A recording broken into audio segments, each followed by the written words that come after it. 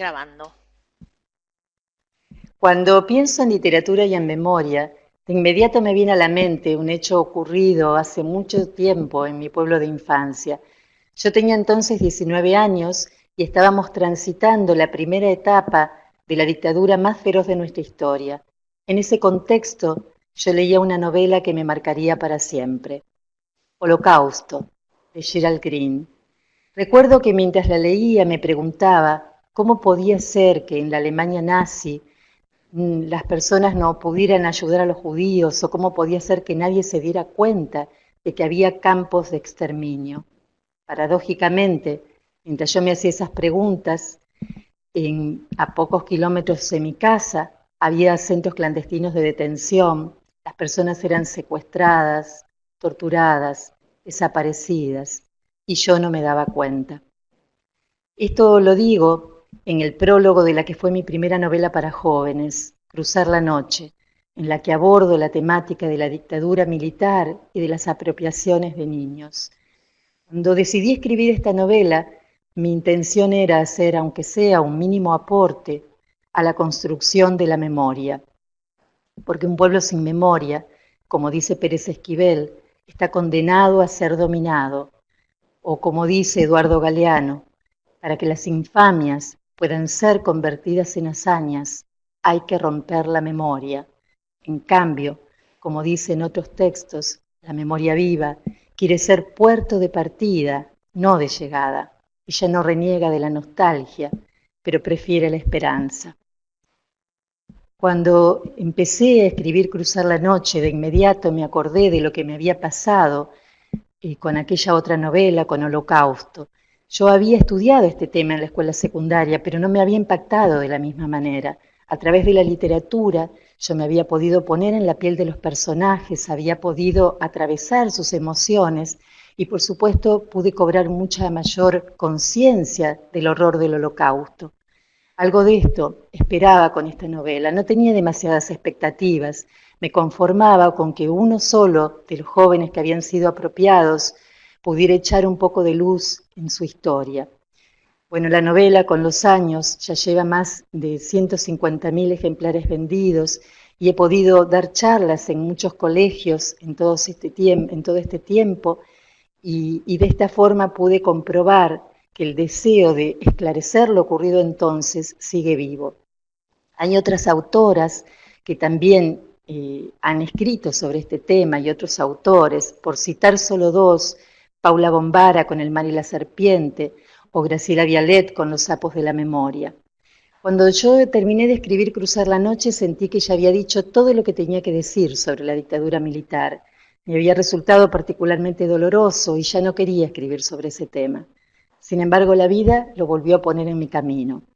Más de 10 años después, en 2004, porque yo empecé a escribir la novela en el 94, salió en todos los medios que la casa en la que yo había escrito esa novela había funcionado como un centro clandestino de detención.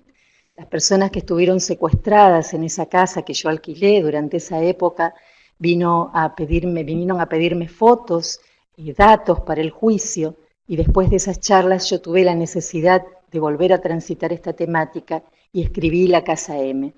Me impactó tanto enterarme de esto que en la misma época escribí una novela para niños que también tocaba este tema, La Casa del Crimen. Y escribí también La Casa del Viento. En los tres títulos, en los títulos de las tres obras, aparecía la palabra casa. En La Casa del Viento yo tardé en darme cuenta que estaba escribiendo sobre la dictadura. La primera escritura yo pensé que había escrito sobre animales, sobre el monte, y una amiga me hizo ver que ahí estaba toda la historia entre líneas de la dictadura también condensada. Lo que ocurre es que los temas que nos conmueven, por lo menos a mí, emergen a veces sin que me dé cuenta. Otro tema que a mí me impactó mucho cuando me enteré de esta historia es el de la forestal.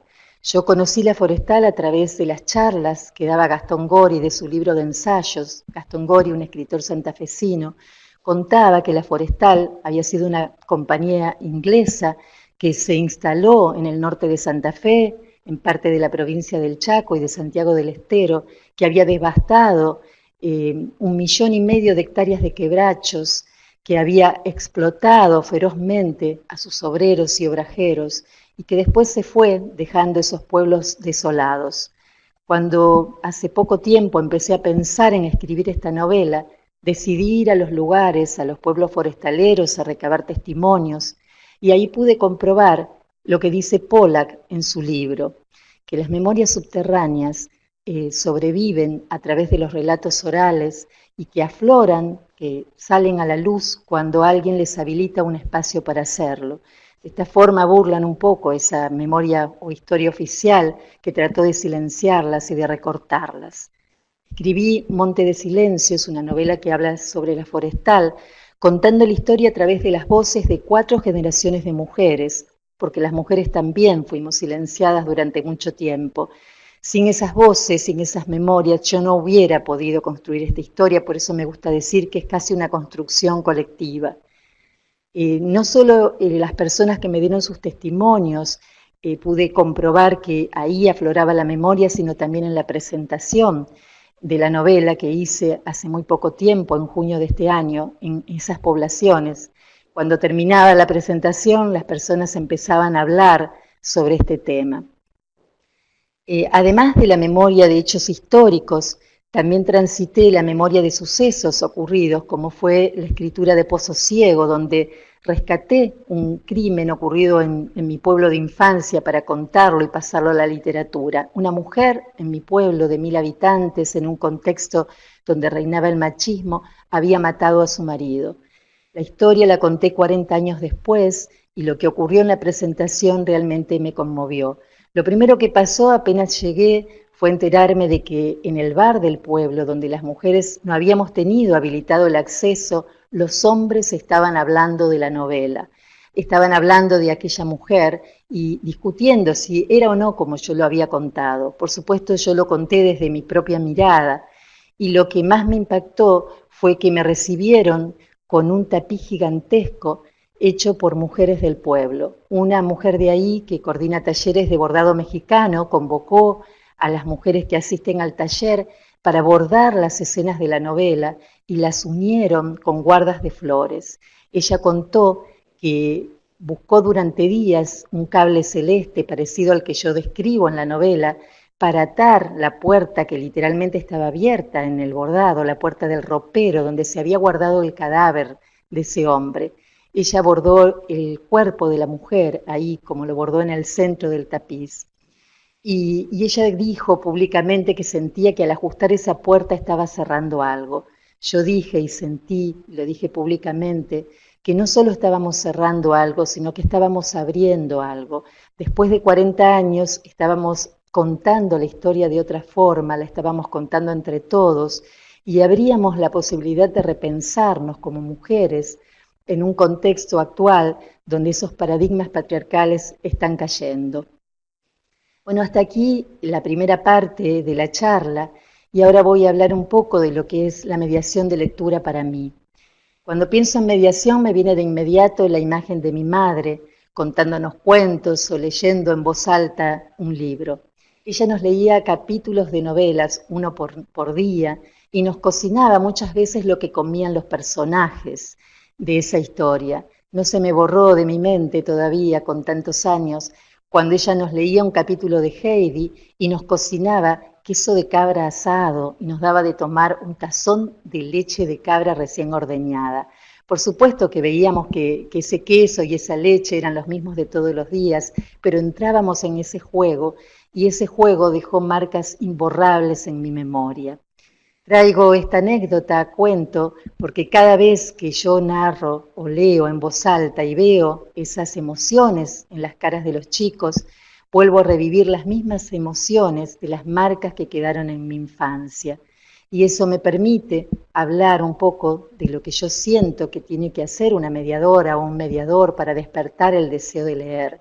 Primero, ser grandes lectores y lectoras, tener pasión por compartir eso que nos gustó y ser creativos y lúdicos, tener conciencia de las marcas que vamos a dejar, buscadores constantes, eso también es importante para encontrar los recursos. Yo digo mediar literatura, porque para mí no solo se hace mediación de literatura con la lectura, sino también con la narración oral, y esta se transforma, además de ser un puente para acercar a los libros y a los niños, se transforma también en el aporte de referentes orales para que ellos puedan construir su propia oralidad.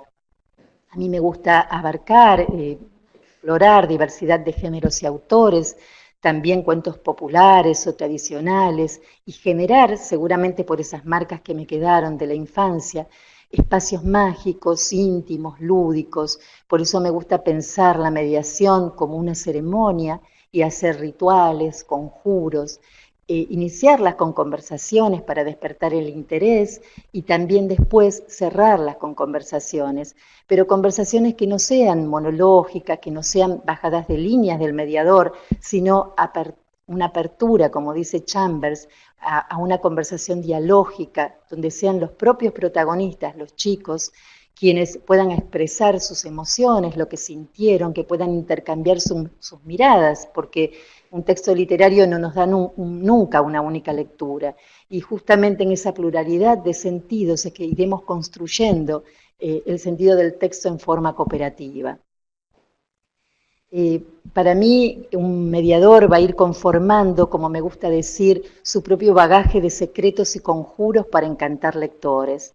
Yo empecé siendo mediadora desde la práctica, cuando todavía no tenía ningún conocimiento pedagógico ni psicológico, abrevando en aquellas marcas de infancia y acercando a mi hijo a esas narraciones y lecturas. Cuando se me acabó el repertorio, empecé a inventarle cuentos y él quería que pasaran cosas. Fue así que le inventé una historia muy trágica de una familia de elefantes que andaba por la selva hasta que llegaban los cazadores y mataban a la mamá. Mi hijo se emocionó, se conmocionó y yo redoblé la apuesta. Le dije que también aparecieron otros cazadores y mataron también al papá. Él se largó a llorar y ahí empecé a buscar en mi mente la manera de arreglar semejante tragedia.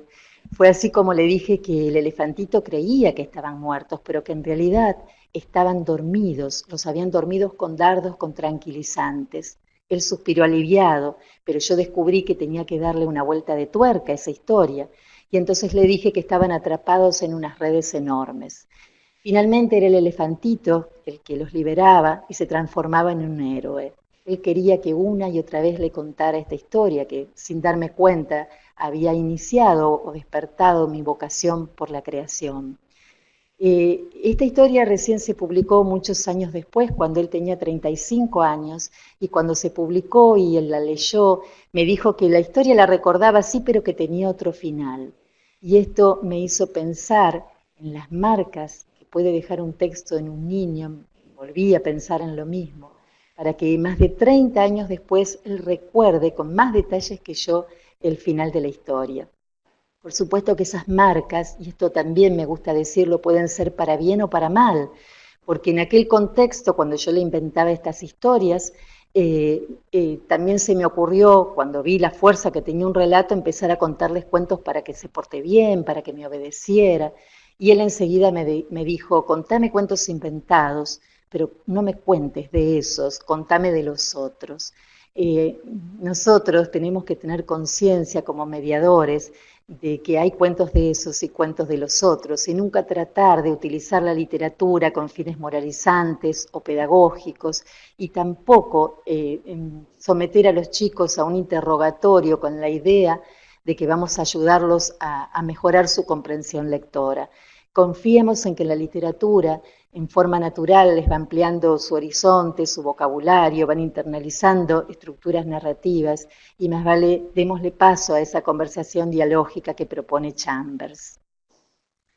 Bueno, hasta aquí fue mi parte, mi aporte de mediación, y siguiendo con eso quiero compartir este proyecto de promoción de lectura llamado Lectobús, que estamos haciendo en Santa Fe desde el año 2012.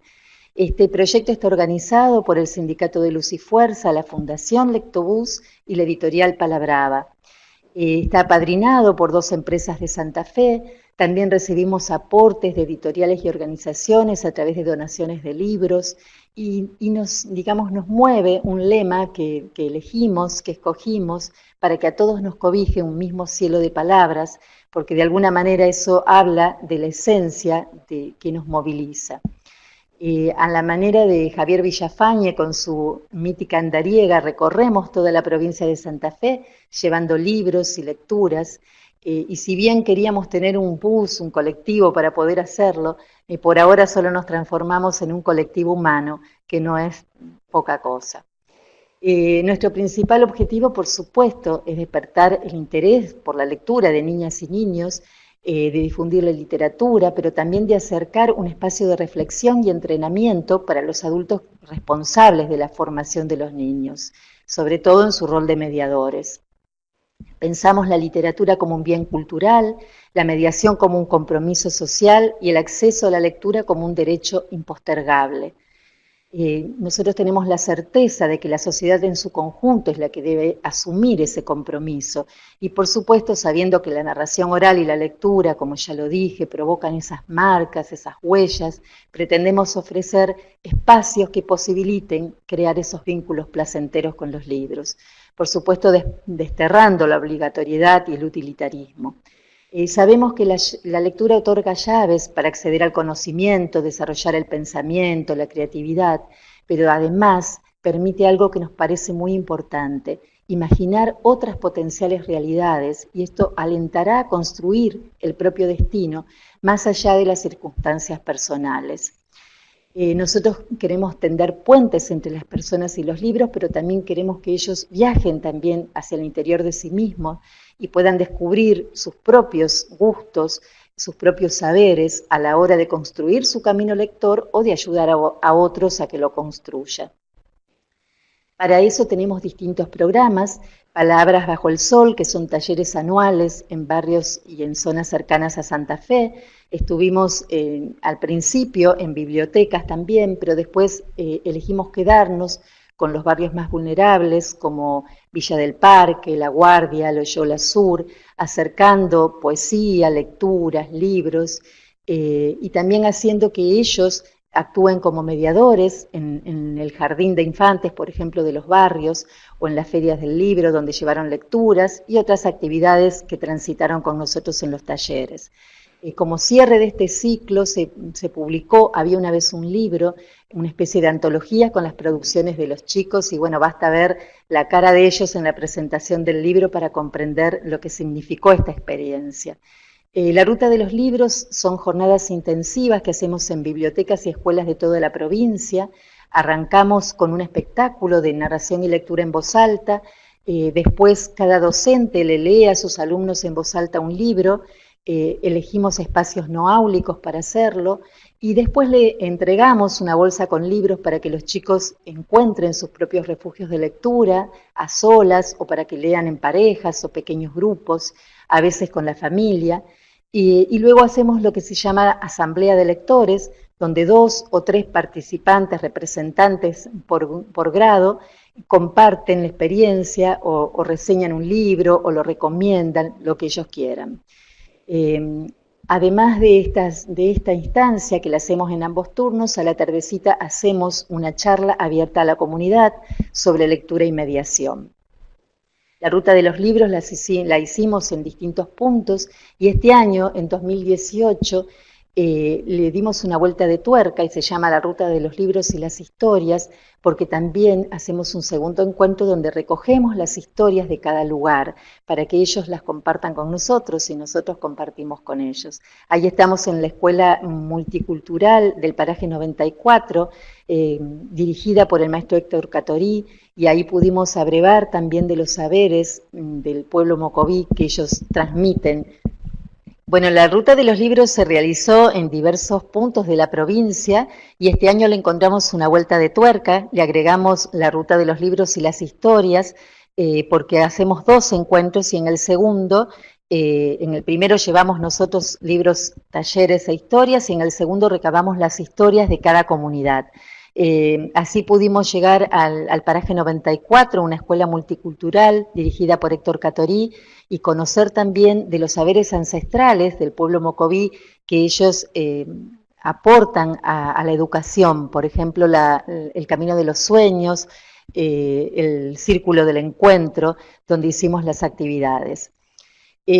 Cuentos en Rondas es otro de los programas que tenemos, son jornadas similares a las del programa anterior que realizamos en museos. Las hicimos en el Museo Etnográfico, también en los jardines, en el Museo López Claro, en el Museo de la Costa, siempre invitando a las escuelas cercanas. La revista del Lectobús es otra de las actividades que hicimos, de distribución gratuita, en versión papel o también virtual, y las vamos a compartir porque también se pueden bajar de nuestro sitio.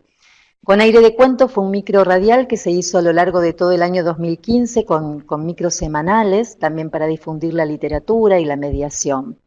Cuando Suena el Río es un programa que iniciamos en 2017 después de tener una capacitación. Nos hicieron ver que teníamos que empezar a multiplicar esto para que pudiera crecer. En ese año hicimos un entrenamiento en lectura en voz alta y narración, y las prácticas fueron en el jardín del propio barrio. Y en este año, como la convocatoria tuvo tanta repercusión, tuvimos que abrir 3 espacios, una función en Sauce Viejo, el otro en Villa del Parque y el otro en Rincón, con la idea de crear para el año próximo un colectivo de lectores voluntarios. Bueno, hemos recibido varios premios y distinciones. Ahí estamos en la Feria del Libro con la querida Laura Debetach, cuando nos entregaron una mención por haber sido finalistas en el premio Viva Lectura. También tuvimos el premio Ingenia en 3 años consecutivos, el primer premio de Cultura Imaginada en el 2016, una beca del Fondo Nacional de las Artes para formación y otra en Espacio Santafesino el año pasado para formarnos en Bogotá y hacer un trabajo de campo en la Biblioteca La Alegría de Tolú, del Golfo de Morrosquillo, donde aprendimos muchísimas cosas. Bueno, los premios siempre nos alegran y son gratificantes, pero el premio más grande que tenemos es poder seguir sosteniendo este proyecto, pese a las dificultades con las que nos encontramos siempre, y seguir sosteniendo ese lema para que a todos nos cobije un mismo cielo de palabras. Muchas gracias.